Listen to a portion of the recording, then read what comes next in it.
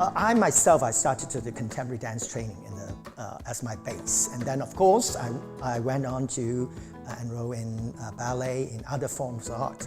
I think contemporary dancers need to be well-rounded. It's not just one sort of training, because a lot of people thinking contemporary dance is one style of training.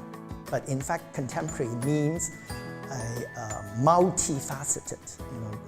Contemporary dancers need to be very good in classical ballet, in kung fu, in traditional dance, very good in rolling on the floor, jumping in the air, turning, and doing all sorts of imitative dance form, and also had to be creative on his own. So it's to be a contemporary dancer, meaning you have to receive a lot of dance training, different styles of dance training.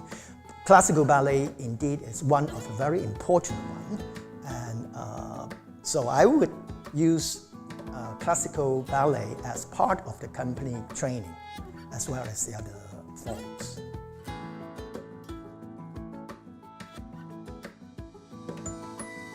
You see, the contemporary dance usually happened when a society is more mature, like if they are like in a more like cosmopolitan, with the different layers of the professions, different people that they want, different things, not just one sort of understanding of the world, that they wanted to see different aspects from different perspectives.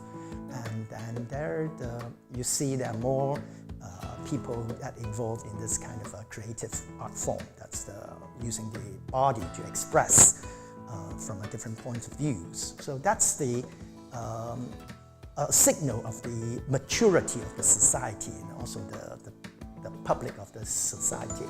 So I think contemporary dance always happened or flourished in this mature society. So I hope Hong Kong will become more mature in the near future.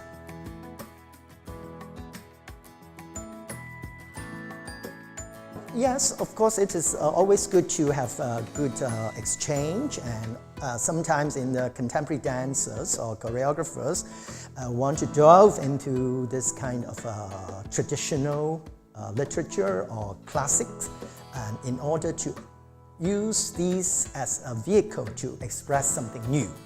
Like a Swan Lake, not necessarily only the love story between the prince and the princess or and a swan, but it could be reinterpreted in a modern way, to see it in like a class structures, like what's a nobleman to get in love with an animal, So how does it sound in this real world? So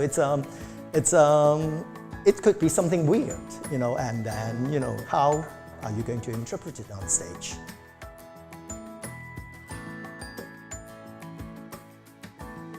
I think this is very conceptual. There are different types of contemporary dance. It's the things that you mentioned. It's more on a conceptual, more on experimental, because it forces people to start to think what is dance, the definition of dance. It's into something more philosophical, and certainly it is not meant for the people who just go to the theater to search for something beautiful, something to entertaining.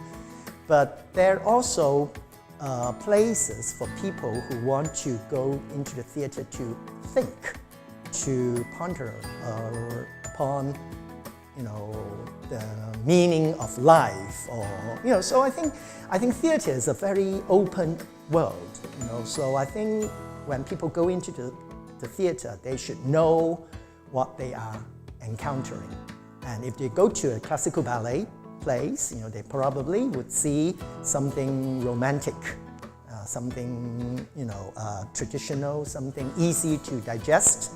But if they go to a contemporary dance, well, the contemporary dance also has a lot of variances. So there's something contemporary that's very energetic, very youthful, and very creative, very strange but pleasing to the eyes.